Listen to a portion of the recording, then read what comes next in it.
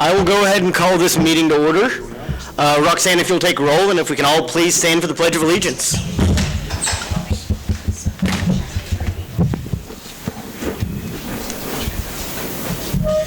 I pledge allegiance to the flag of the United States of America and to the republic for which it stands, one nation, under God.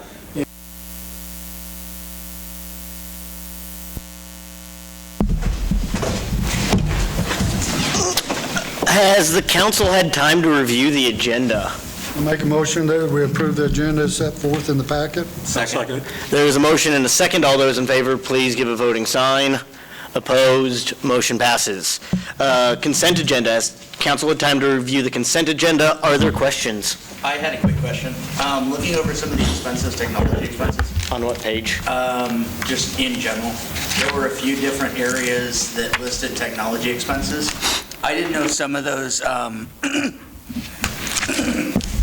expenses might be handled better in-house with a internal IT. I don't know if the city has something like that. Don't. And actually, that's something that I've been wanting to bring up for quite some time and probably will during the budget process of potentially trying to get an IT person internally to do those things. We hire Advantage for, 95% of our stuff. Other stuff we stumble through ourselves. So some of that IT stuff you'll see in there too, Nick, for technology is some of it would be SIMs, and it just depends on how Debbie codes that or titles that in the appropriations. Okay. Is there any way that we could get an idea of what the what we outsource in terms of costs? Yeah, Roxanne can pull what we paid Advantage cool. and other tech stuff. Any other questions? Make a motion that we approve the consent agenda. I'll second. Motion has been made and seconded to approve the consent agenda. All those in favor, please show a voting sign. Opposed, motion passes. Item A, roundtable. To start this off, this is a conversation that we've been having for about a year and a half, maybe 2 years, about our economic development. In February, the council asked for some updates from both the Chamber and Thrive. We originally planned to have these in March, but we've kicked everything back and we're slowly getting back to our original planning session with things like last meeting's ordinance on grass clippings, and so we've invited the Chamber to come and update us on the last year of progress. Shiloh, Jill, if you'd like to approach the podium, one at a time, 6 feet,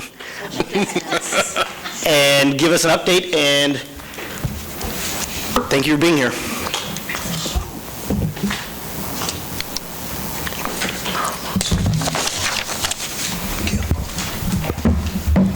Mayor Wells and City Council members, thank you for having me here to speak with you this evening. I also want to thank you for your continued support of the Iola Area Chamber of Commerce and Tourism. My name is Jill Hartman, and I'm the director of the Iola Area Chamber of Commerce and Tourism. The Iola Area Chamber is driven to help strengthen our community and encourage tourism through business collaboration, organization connectivity, and community promotion. The Chamber is focused on supporting and advancing business growth by increasing our members' visibility and connectivity, as well as bringing area businesses, the community, and new opportunities together by providing tools, resources, and educational opportunities. During these past few months, and through this pandemic time, I celebrated my 1-year anniversary as the Iola Area Chamber Director. Throughout the past year, I have been thoroughly impressed with the business community here in the Iola area. The opportunity to work with each of our members and our business community as a whole is such a blessing, and I can't wait to see what the rest of the year will bring and many more years to come. I would also like to point out that the Chamber is our members. Their combined knowledge and diverse business skills are a foundation of tried and tested ideas and perspectives just waiting to be tapped. And it is through our members that we are able to provide a sustainable business community in the Iola area, as well as foster growth and positive change. And it is with the city's support we have been able to fund community initiatives and lead the way for businesses.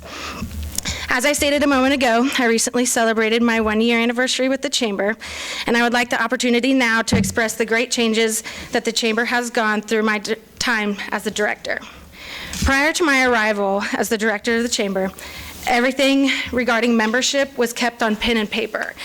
However, from my calculations and after putting all of our membership information into digital format, we have added 40 brand-new memberships to the Chamber over this past year on top of our 80 loyal and continuous members. I have completely redesigned the Chamber website so that Iola and our area has a beautiful presence digitally. And through this digital presence, we have gotten contacts like a gentleman from Wichita, Kansas, who visited Iola and fell in love with Clock Tower Mercantile. It was through the Chamber website that we were able to connect this fellow traveler and Mrs. Angie Rourke, the owner of Clock Tower. This is very similar to when Brian Plumley, owner of Bullseye Glass Repair, joined the Chamber, and it was in just a short 48 hours of being listed with his membership online on the Chamber website, he gained business from a brand new customer. I provided each of you with one of our newest marketing pieces that is front and back with why join the Chamber and benefits of Chamber membership. This piece lives on our newly designed website and is a great example of the type of information we've added to the site amongst much more information. And if you haven't already done so, I highly recommend checking out iolachamber.org. We've also implemented a Chamber intern program this year. Through the Iola High School internship program, we brought on our very first Chamber intern, Miss Isabella Duke.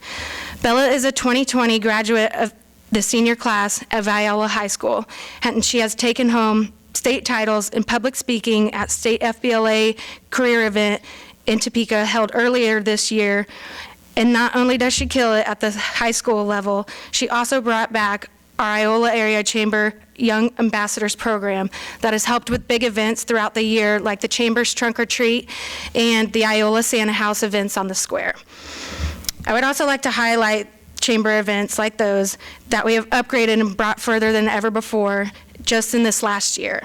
The Trunk or Treat for Halloween of 2019 brought in well over 500 trick-or-treaters and their families, and we know this number because of our amazing members like the Iola Pharmacy and the Allen County Regional Hospital, who donated over 500 hot dogs and 500 water bottles to supply to our trick-or-treaters, amongst the many other candy and monetary donations from our amazing members for the event.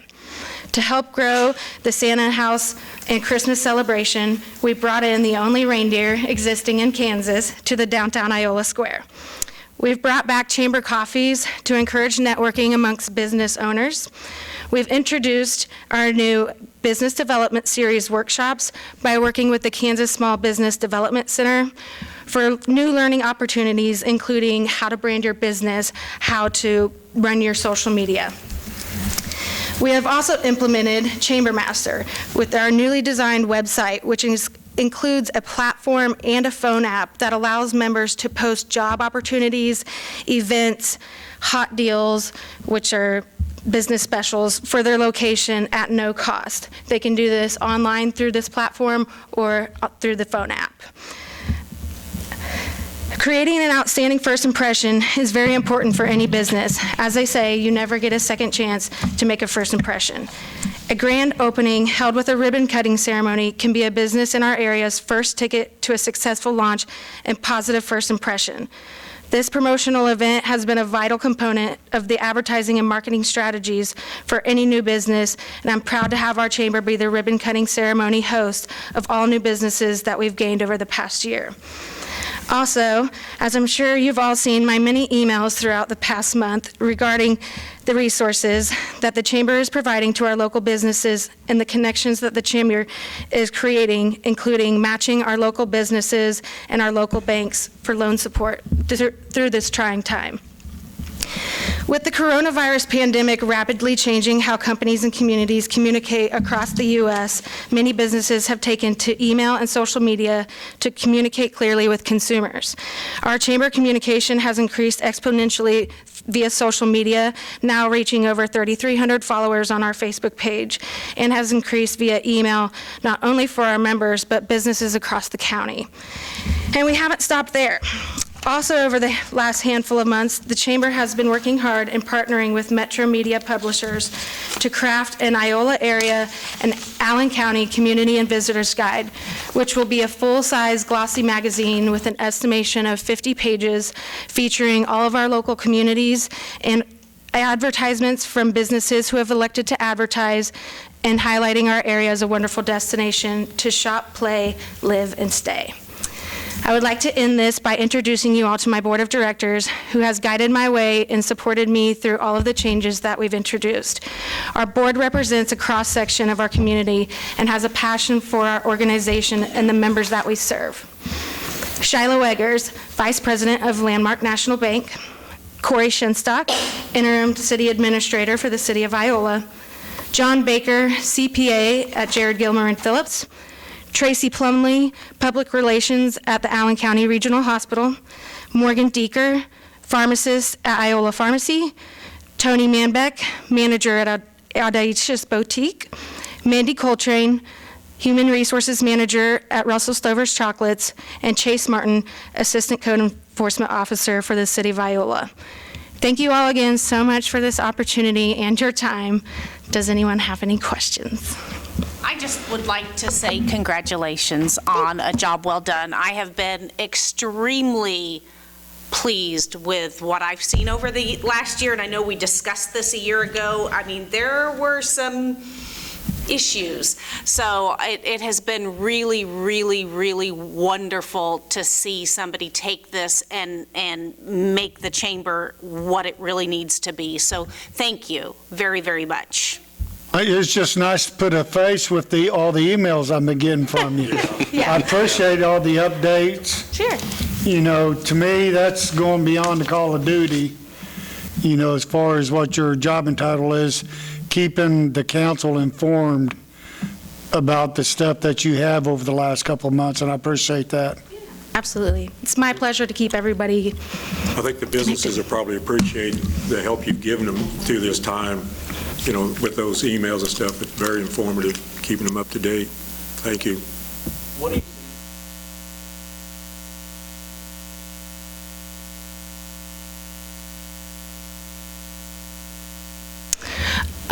Right now is a lot of questions and needing information, and how do we navigate this, and how do we prepare for anything like this in the future, or if there is this fall wave that they're predicting.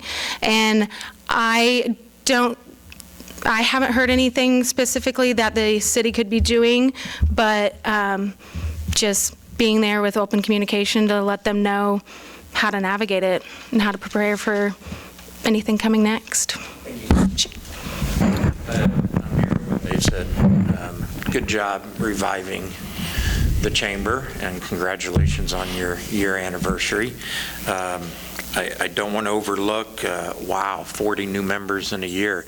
That's impressive for a small community, for the members to, for businesses to recognize that the chamber's now in the age of electronic media instead of paper. I think you're the right choice for the position, and I'm just glad you're there doing it, and hang in there. Thank you. It needed to be revived. Thank you. Yes, thank you. Thank you. Carl? I appreciate the energy you've given to the chamber. What do you think of your current office location? For the time being, I think it's very perfect for us. I think it's perfect for us to support the Bolus, and the Bolus support us in return, and kind of have that partnership. I like to joke on Facebook that we're roommates, but I just really think it's great for us right now with that support, and then with the chamber being just me, to be in a place that has more walk-in traffic would be, I think, maybe a next step to getting bigger, if that makes sense. So we would need more manpower if we were in a high-traffic location. Right now, that would be one of the drive-through restaurants. Yeah. Quite good, so think about where you're dreaming of going. Sonic? Yeah. Sonic, right there at the picnic table. Big sign. Council, any other questions or comments? I guess I've got one last one. Where do you see 3-5 years from now? You know, What's the next steps? yeah, I was waiting for somebody to ask that because we actually had our strategic planning meeting in February. And so our 90-day, 1 year, 3 year, 5 year is now going to look very different. But with that said, I think there's still a lot of staples that will keep in increasing membership, increasing communication, increasing our business growth, and really focusing on the businesses that we have and supporting them, making sure they're strong. So, yeah. Just a congratulations and thank you. Thank you. If there aren't any other questions or comments, we'll move on to the next item. Thank you. Item B, Administrator Update.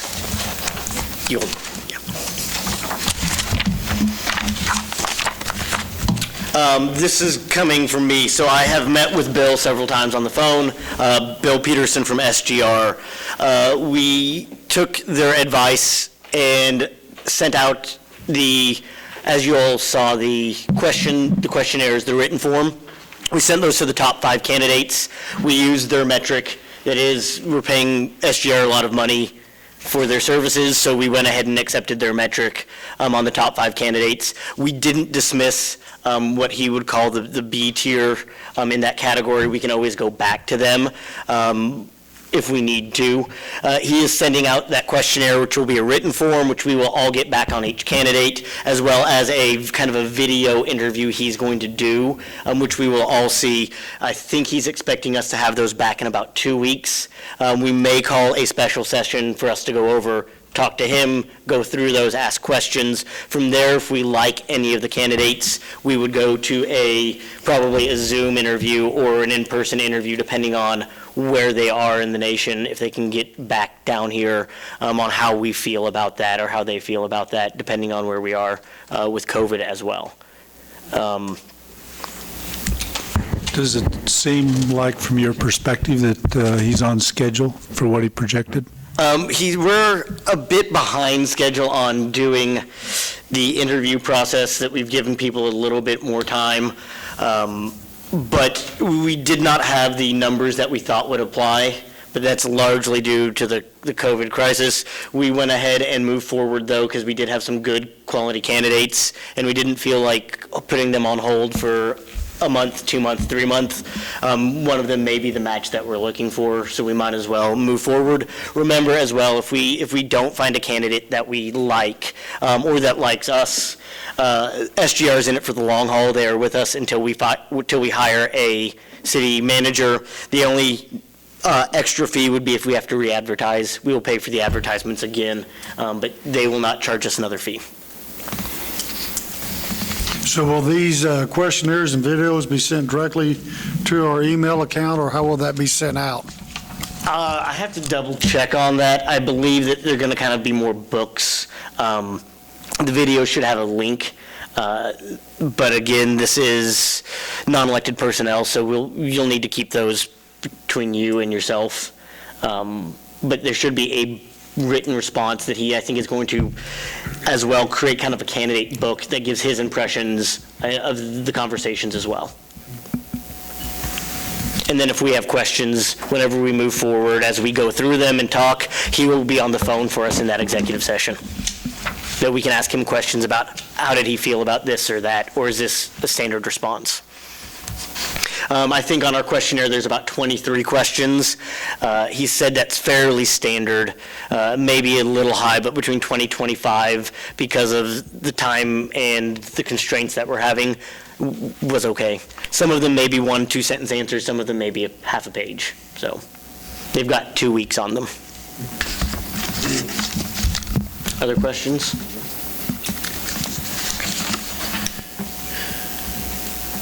Okay.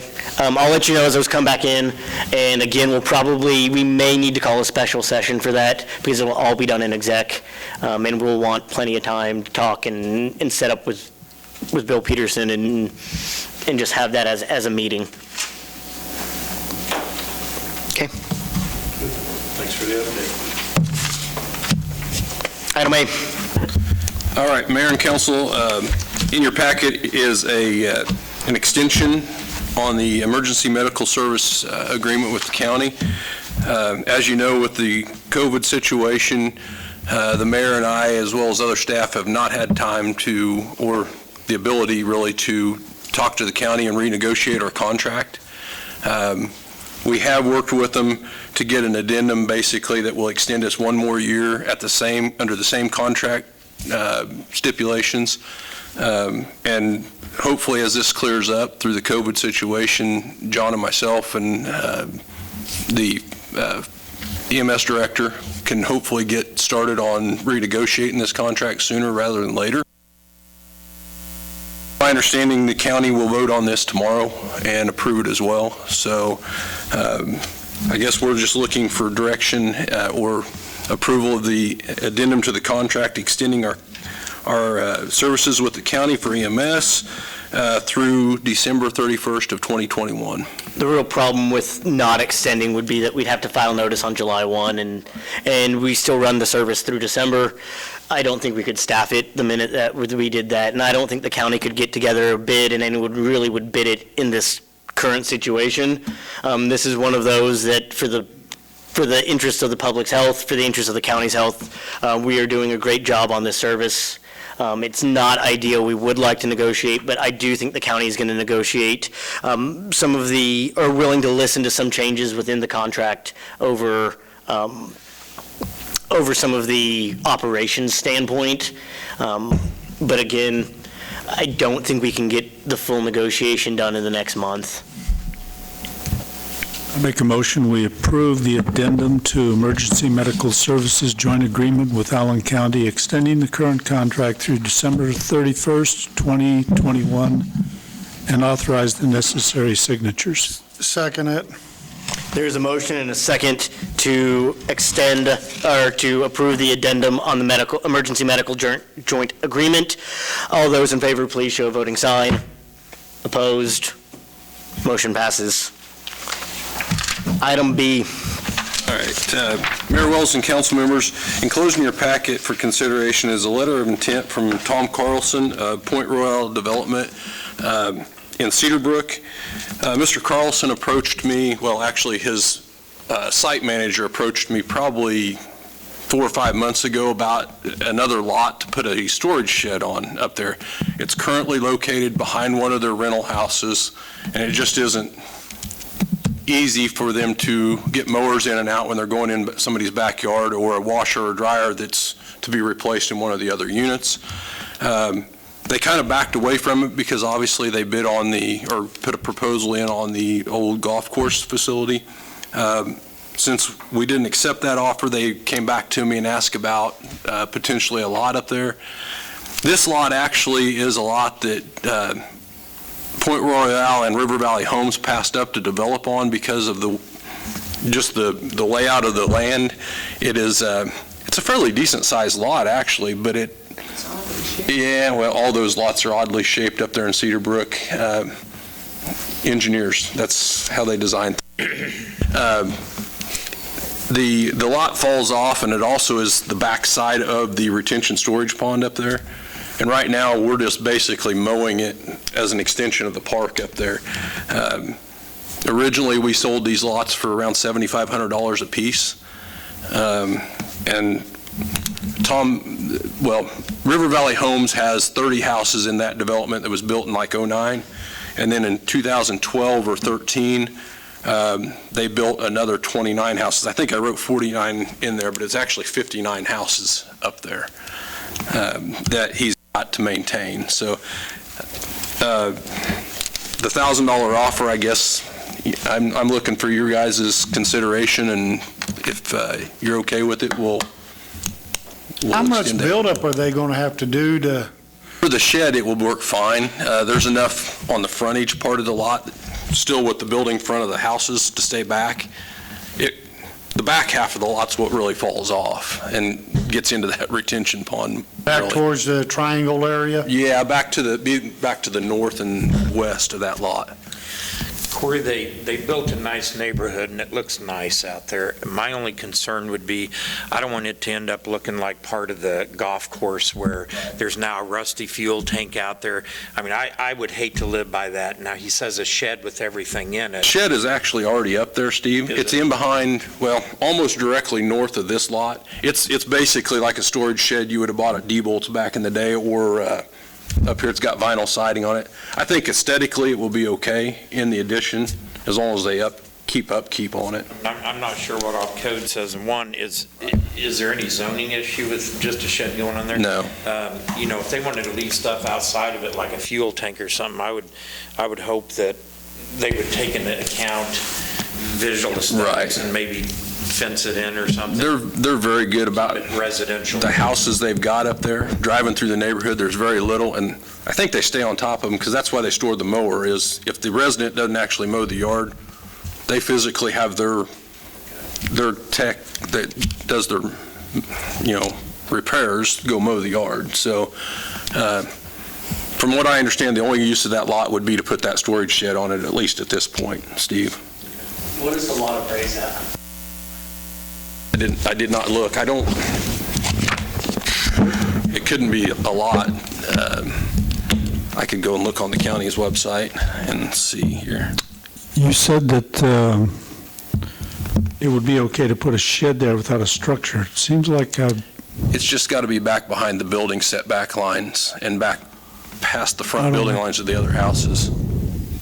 I may be confusing our codes with somewhere else, but it seemed like there was a restriction on having a shed without a primary structure. I visited with Greg about it. I'm pretty sure, I can check again, Carl, but I'm pretty certain that as long as the building is not up towards the front of the lot and it sits back behind those, Sight lines? the front sight lines of the building, which up there it's strange anyhow because it's on that cul-de-sac, so it's going to be a little strange when they go to set it, but Well, when I was on the zoning board, Carl, down on Red Bud Lane, we approved a garage.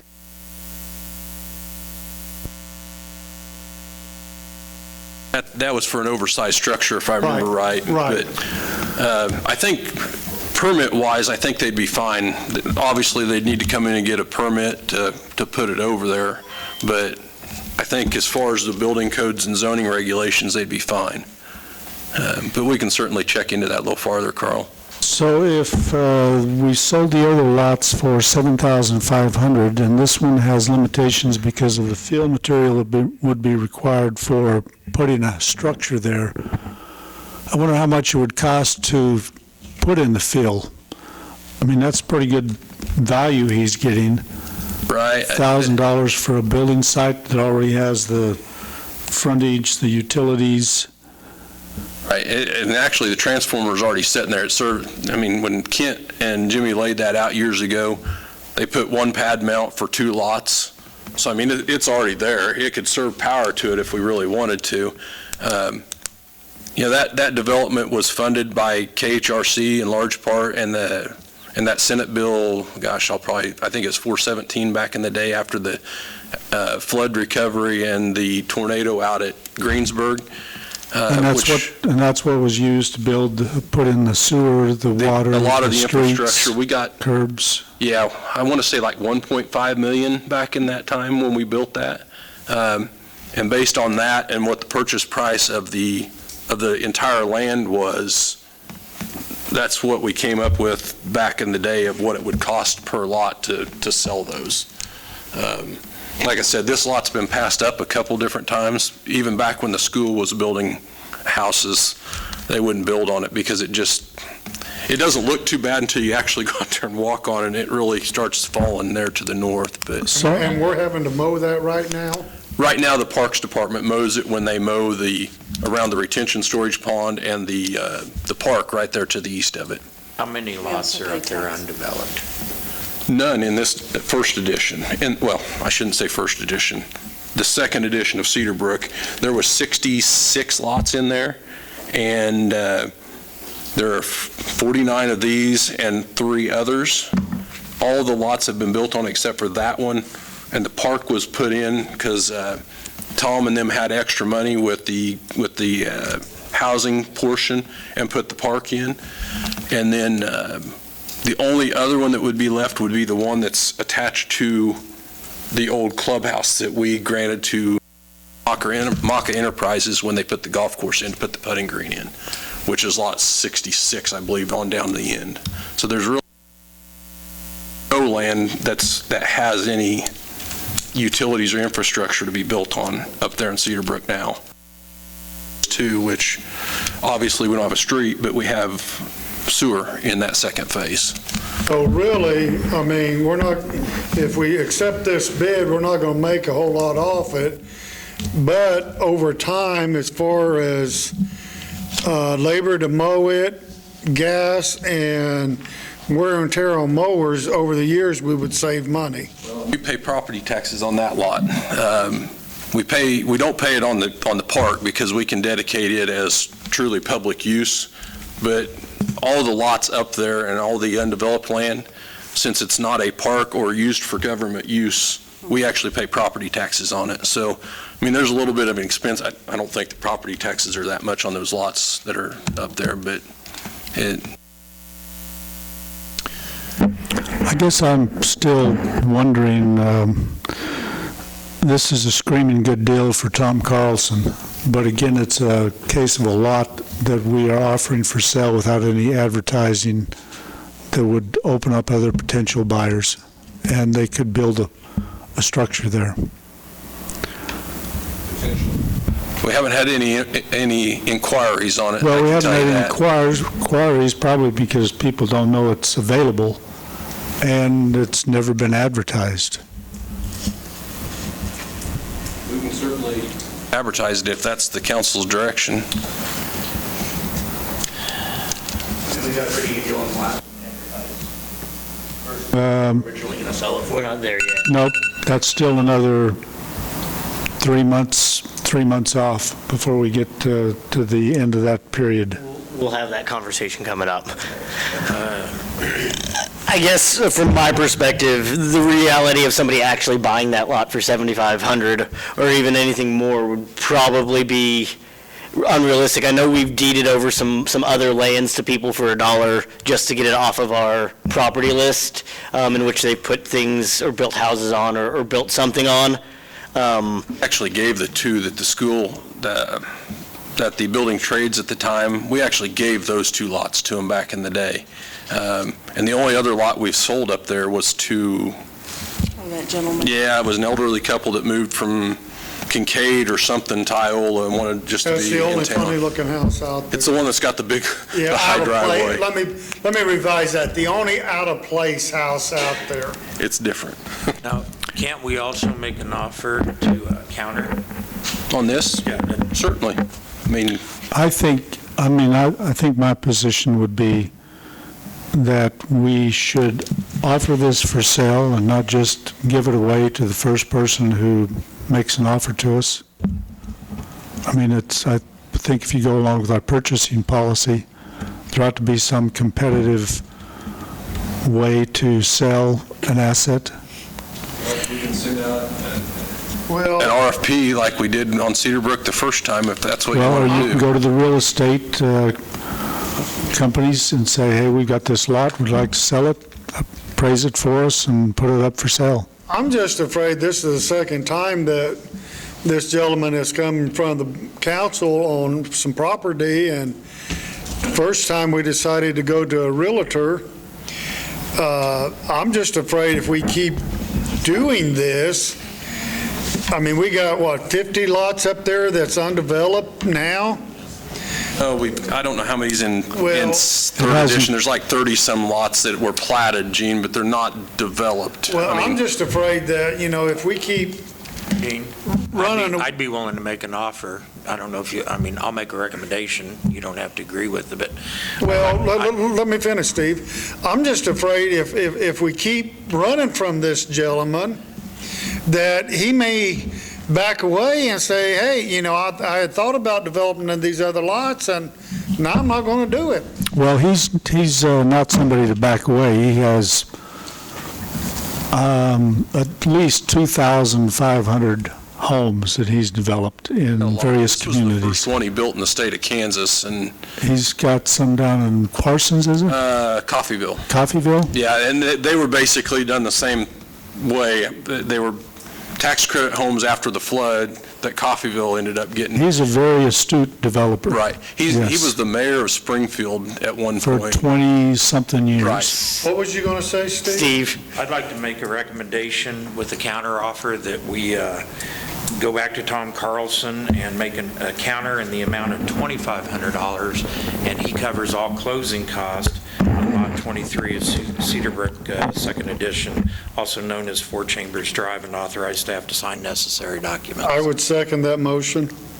There is a motion and a second to counter for $2,500 on Lot 23, Four Chambers Drive. Is there any further discussion?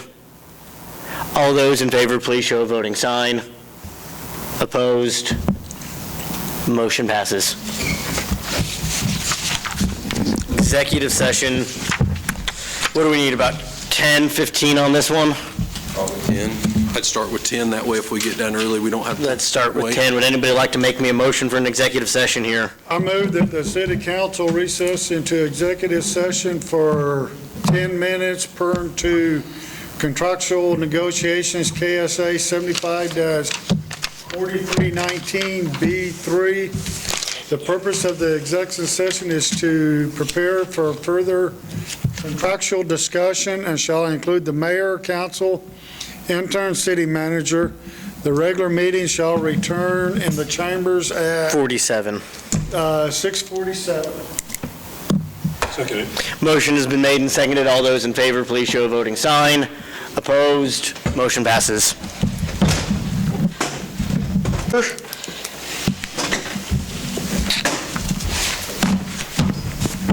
I don't believe there's an item C at this point then. No, we'll table that and we'll bring it back at your next meeting. Will be tabled into the next meeting, which gets us into counselor and administrator reports. Why don't we start with Carl? So how, I have a question for Corey on the departments, how they're readjusting to being full staff. Sure. How they're adjusting How to the it? departments are adjusting to being back to full. Right now, we're adjusting a storm cleanup for the most part. And what's the extent of the storm cleanup been? The extent of the storm cleanup right now, Carl, is the electric guys are basically on cleanup mode and repairing poles that were broke. As you know, when we put power back together, it could be that the service was laying down for a day just because we got power back on the meter loop, those type of things. I think most of those little things have been addressed. Right now, in visiting with Jim today, they are starting to wreck out that line that broke from Horville Curve all the way up to Russell Stover's because we've got the power rerouted from the north, and they're trimming some trees out of there. We're trying to get that pole line rebuilt, looking at some alternatives to wood poles as far as at least Patterson North. Our steel poles held up pretty good up there. We basically pushed those back over and retamped them. So we're going to try and see what the cost of those steel poles are versus our wood poles, at least down to Patterson, and potentially put in some, they call them wind anchors. They're basically a down guy, but they're a little bigger down guy to maybe put every other pole if we don't go with the steel up there to combat that wind just a little bit.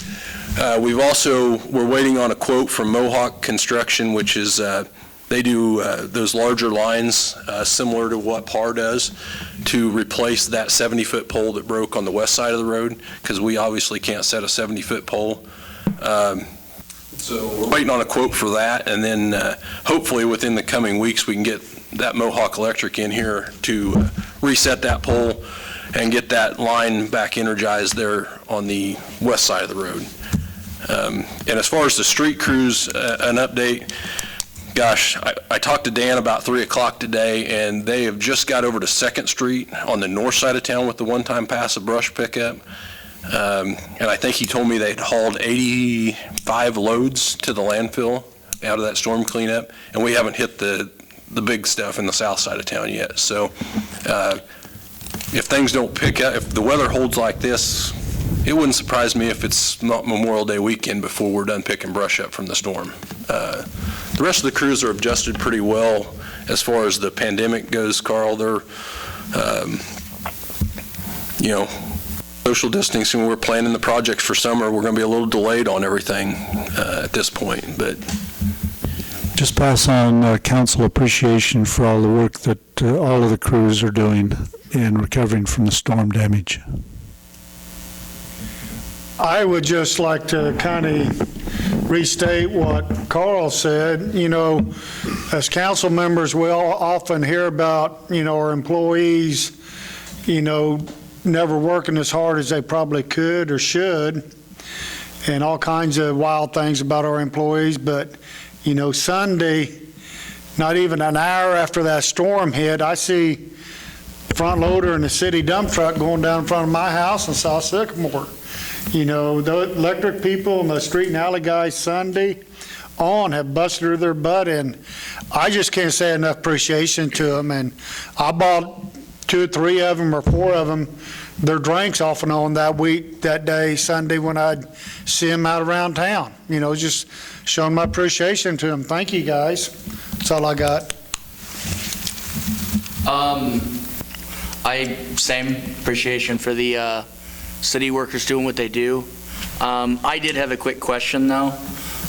In terms of the in code that we use for the utility office, is there another system that might allow us to change the due dates? Is that something that we could look into? outside of Encode? I mean, whole different software? I didn't know if there was a different program or something within the program that would allow us to do that.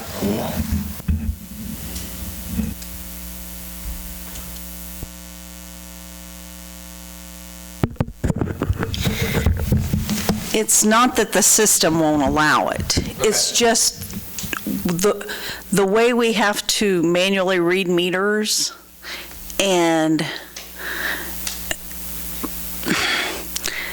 give everyone the appropriate amount of days. You know, if I read your meter on this day, you've got 28 days. Okay, but if you want to pay me on this day, then you're getting 40 days. Does that make sense? It does. And we really can't have our meter reader going from, you know, south of town out at Corey's house. 6 different houses. Right. There's To Gas certain City. zones that there's, what, 3 zones a month that we read? There's 4 zones. 4 We zones? just bill 3 times a month. The system can do it. It's just Be manually. statutorily, you know, we have to give them so much time, and it would be a lot of extra work. My reason for asking is I see, and I don't want this to sound bad, but I see you personally taking a lot of flack from individuals over the policy.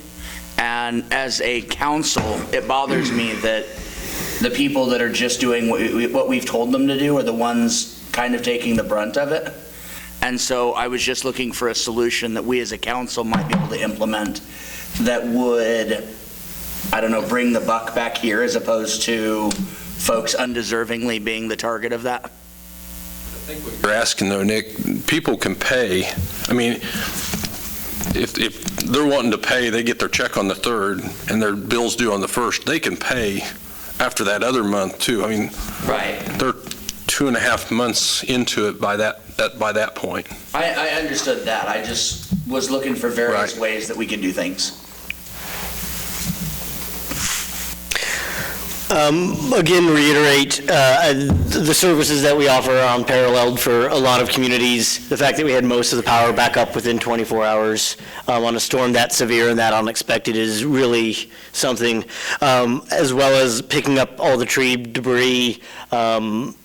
You know, a lot of communities, your electricity stops at the pole. You're responsible to get it from the pole to your house.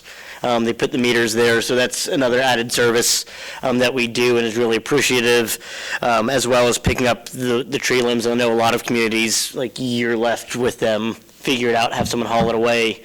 And so these are all services that we offer for our customers and our citizens. And I'm really appreciative of all that. When it comes time for the equipment, again, I don't think we could have enough dump trucks right now. I mean, I don't think it's feasible to have enough. And each time that we have to drive out to the landfill, that's taking up time.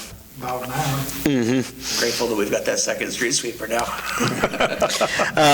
As far as opening back up the meetings, we're going to be exploring those in phase 2, phase 3. As the governor opens up the orders, we'll be beginning to relax ours. We're going to get back to a little bit more business, having from our strategic planning in February. Next meeting, we'll have Thrive with Alyssa Regier talk about their economic development and their programs. They will be here as well. We are also exploring options with the pool and keeping things open, and the summer leagues and the rec ball and the tournaments. But again, we're following the governor's orders on those, and we'll come up with something. Stay tuned. Right now, we clearly plan, we are planning to open the pool. I know Yates Center announced that they are not. As we are currently planned, we are scheduling and trying to get that up and running. We have no intents not to.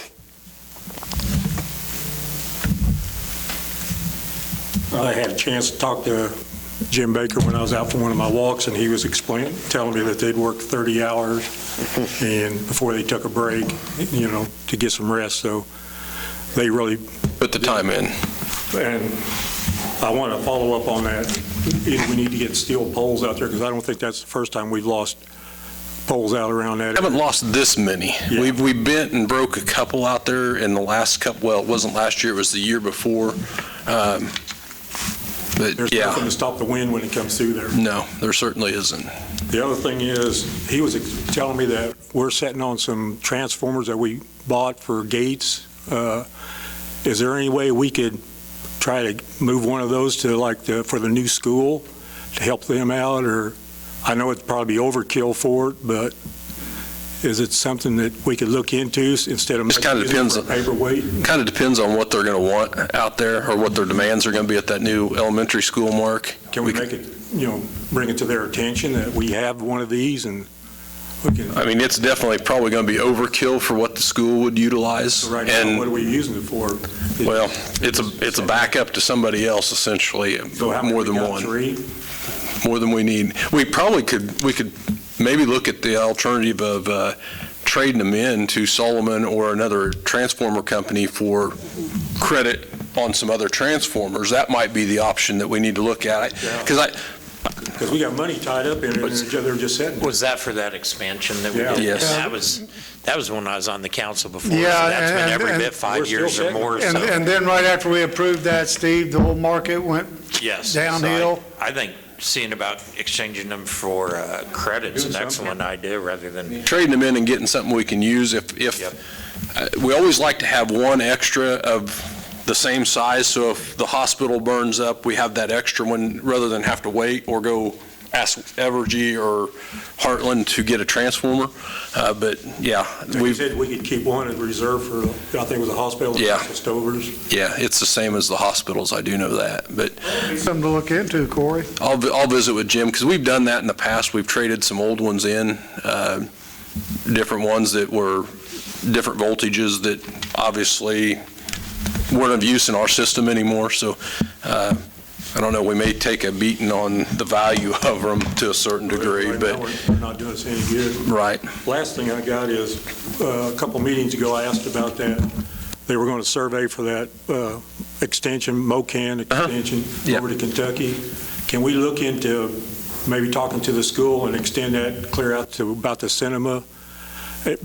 Actually, the survey stuff that I had done, Mark, it surveys it all the way to the cinema property. Okay. It doesn't include the trail, but it does include the survey work. But I'd like to see us, build a sidewalk all the way out there, Right. because there's a lot of people that bicycle, they maybe want to go out for an afternoon matinee, but also we need to build a culvert or something over there in a couple of places over that ditch, because we're going to have kids walking from Eisenhower and Wilson Lane and stuff going to that school, and right now they got to walk down the middle of Willow Drive, and this would keep them off the streets and stuff, because there's no other sidewalks out in that area.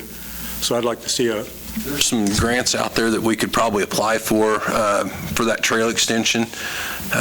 We figured this was the first step to get that surveyed and then have some public meetings with the landowners through there, because obviously some of that land has been mowed and maintained for years by the adjacent property owners. So we've got some public due diligence to do with those people to sell that trail extension. But there are some grants out there, some funding through KDOT for alternative transportations, like we've done for the Prairie Spirit in the past, or the first phase of the MOCAN. So there are some options out there that we can certainly look into as this thing develops. So there's a lot of kids that live out there in that area that be wanting to go to school. You know, right now they got to walk down the street because there's no sidewalks anywhere out there. That's it. You know, I'm just going to thank the city crews as well. We had quite a bit of damage at our house, huge limbs down. Part of our privacy fence just blew down on the ground. So, and then the next day we had hail, and of course my car wasn't in the garage. It works. You know, thank you. It's a lot of work. I mean, I know it's hard work just as a citizen having to cut those branches up and drag all of them into that huge pile, and thank goodness we've got city crews, and our city does provide that so that we're also not having to load those up and haul them off.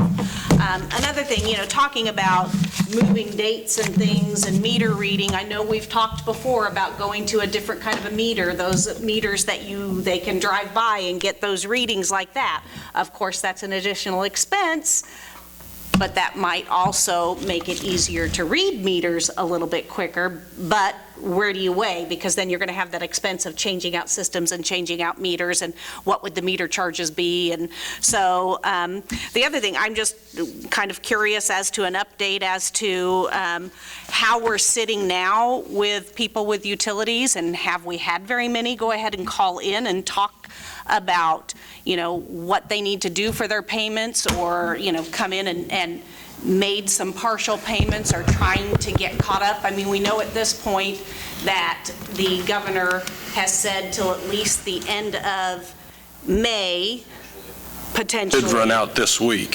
So I just wondered kind of where we were sitting with the numbers of people that we have that owe, and how many of them have reached out to see if they could get some help or extension. Well, we've been telling everyone the end of May because we didn't know what was going to happen this week. We figured it'd be better to give them basically the worst case scenario. So it does seem like that they are coming in slowly. I don't know the exact number of people that are still off. I have not received one single phone call asking about payments or problems. I've talked to 2 of the 3 businesses in town that were struggling a little bit, and just one of them today, and he said they had a really good week, and he thinks he'll be caught up by the end of the week. So I think it's turning around for them, but no, I haven't had anyone ask. Well, I just wondered, I mean, I want to make sure that, I mean, those lines of communication are open so people can call and, you know, reach out and try and work something out. And I guess I was just wondering how many have, and if we think that things are looking to the bright side of things. I don't know. So, okay. All right. Thank you. I'd like to mirror what everyone else has said about the city crews and how they got out. I took off shortly after the winds quit blowing. I own some property over by China Palace, and that main system that comes through and feeds the Oaks Street station. My daughter lives in a house. I live down there, and it precariously was leaning about 45 degrees, not far from the roof of my house. And thankfully, an old, probably 100-year-old or older cedar tree was in a good spot, and it's holding up that pole right now. So there's some damage done that you don't see. I mean, some people, I'm hearing some grumblings that, oh my gosh, my utilities are off this long. I don't think people that didn't get out don't have a magnitude of how much damage was really done. And if you actually knew that and how quickly our small crew got things back on. Now, if you live in Topeka and you have the interstate between Kansas City and Topeka and the storms in Topeka, you're going to see about 50 to 100 trucks from Westar going down the highway because they're going to help Topeka. As far as I know, we had no private contractors come in immediately. We do have. I did get a call Monday morning from KMU. And at that point, we pretty much had things under control. And our crew did it. Right. That's impressive for the small crew we have now. Like you said, Jim, I think when he came back and put the wire on and got I was resting easier that my house wasn't going to burn down with all those lines hanging on it. I think at that point he had been going about 38 hours and was ready to shut down. So mega kudos. And when I left, it was shortly after the wind blew. And like you said, at that time, they had the front loader out already clearing roads. But not only that, I want to recognize the citizens of Iola, because if you went out at that time, the smog had to be terrible up above us because there were chainsaws everywhere. People immediately got out, cleaned up, stacked it up. I've never seen, I can't recall another time. So I don't know if COVID got people pinned up for so long they were willing to get out and do something. Exercise. People really pulled together and cleaned this community. We even had 5 new post holes dug and 4x4 set in that section of fence back up. Impressive. So I think the community as a whole should really be, giving themselves a pat on the back for the appearance of Iola, for anyone that drove through, was getting put back together rather than the woe is me, we got hit by a storm. It reminds me, I missed a thank you in there. I wanted to thank my neighbors who came over. There was an elderly gentleman that's kind of catty corner, and they came and chopped up his tree and then saw me up there, and they came up and chopped up mine. And that's something you find in small communities that you don't find in big cities. If they just kind of went door to door, not asking for money, just, hey, we got our chainsaws out. And sure enough, another friend of mine showed up at the same time, was like, drove by, came with a chainsaw, and you don't find that in large communities of just walking around and helping their neighbors. So second that. Thank you. Just 2 more things. On that note, with storm damage and all, I got a phone call that a neighbor up in your area, Nancy, claims that there was some damaged material off the old nursing home that ended up in their yard. Where are we at with that building? I know there was a purchase, and I don't know if that purchase fell through and somebody else has it.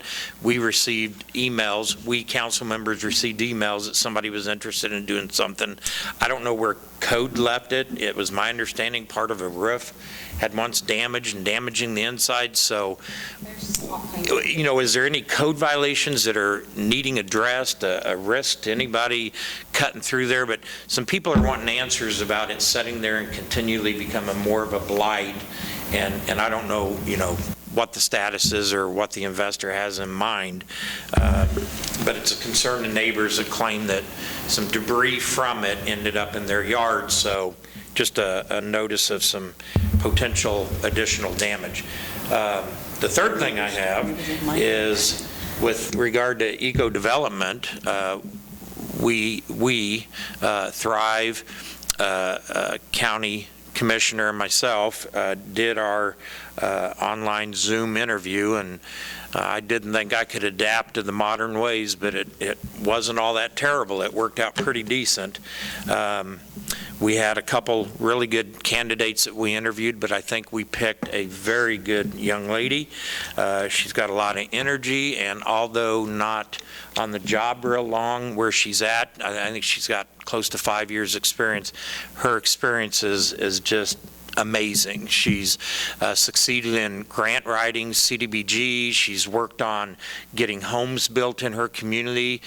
She succeeded in getting, I believe it was 14 homes built, and currently in the process of getting 3 more. She really understands the dilemma we've seen with, Gates wants 100 more people, but do you advertise for those jobs when you have no place to put them? She already has a handle on understanding, we need to look at the housing, and it needs to fall in place with potential people moving here for jobs. She's also manages a city-owned industrial park, so she's reached out and worked on big contracts with people to lease those properties. So I'm really excited that the same echoes we heard about how the chamber has been revived. Hang on, folks, I think we're going to see it. And after our interview, John had stated that this city's going to really lose a good candidate. It's not that we're getting a good one there, and sure enough, when we called to get a reference, they were very upset because she was just really good in the department.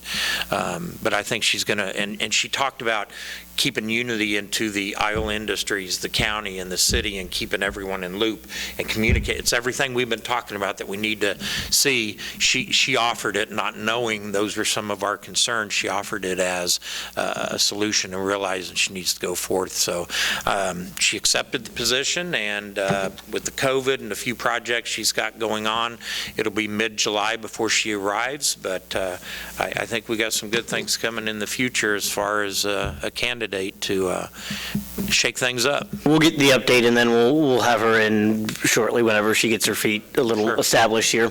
But we'll get the update from Thrive on as scheduled, and then we'll bring her in. You bet. I just want to thank the city for all their hard work, and be patient about your limb pickup, because it will happen. A lot of limbs. Yeah. Corey, just out of curiosity, you said 85 loads currently. How does that compare to the participation in the spring and fall cleanup? Are they close, beyond it? As far as limbs go, we're well over what we have in cleanup, because cleanup entails a lot more than just brush. But I would venture to say by the time we're done, we'll have more pickups with brush just from this storm than we would through the whole spring cleanup that we had. Steve, I know how big my pile was in my yard. I mean, Yeah. we lost a lot out of our repairs and Out in the everything. town It looks was worse. Huge. There's some big trees. Big trees, Yeah, we have piles, Couple, three, huge. 4 loads Trees in just our at one house. areas. Kim, anything else? No, thank you.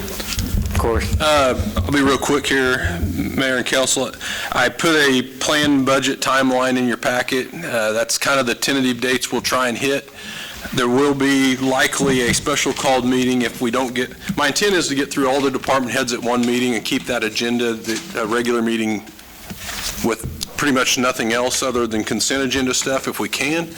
And then hopefully we can get through all their presentations at that one meeting. And then if necessary, at the, maybe have a June 29th special called meeting for budget if needed, because we've got a 3-week period in between there, and I really hate to wait till July 6th to do it, but that's tentatively what Roxanne and I have came up with as far as the budget timeline goes. I've already got it out to the guys. At our next meeting, well, in a future meeting, we'll have Rotary recycling discussions again. That was due probably 2 meetings ago for that 3-month trial period.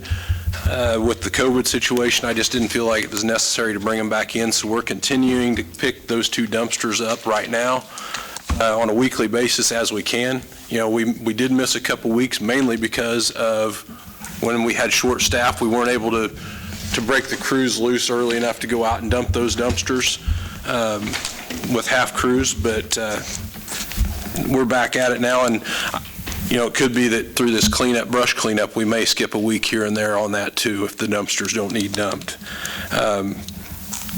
As John said, Thrive will be here at your next meeting to discuss, just give us a brief overview of how the last years went with the economic development. At your next meeting, we'll likely have a site plan for the elementary school and the plat approval at the elementary school, as well as the STEM building, the science technology building at the high school site plan. All those are in the, wheels are in motion to go to the Planning Commission here in a week, or a week and a half. So we'll have all that stuff. Jared sent his patrol car bids out. We'll have that on the June 8th meeting for his patrol car replacement. The pool and the rec ball stuff, the league is going to have the state recreation representative on that tomorrow, which ought to be interesting because it seems like communities are dropping like flies as far as opening pools up and having rec ball for the kids. Our intent is trying to open it. The pool is probably going to be June 15th is what we're trying to shoot for at this point, just mainly because of training for lifeguards. And that's a theoretical June 15th. Right. Based on Phase 3 Based on law. the governor's plans. And rec ball will be about the same way. We've had some outlying communities reach out to us about, like Moran and those, that they've canceled their leagues. So we may have some more kids. We're going to extend that another week this week to outlying communities if, things work out like we hope and get to play. And let's see, storm cleanup. The shut-off time, guys, depending on what happens this week, we'll start that 15 days if the legislature doesn't extend the disaster declaration. If not, it'll be June 15.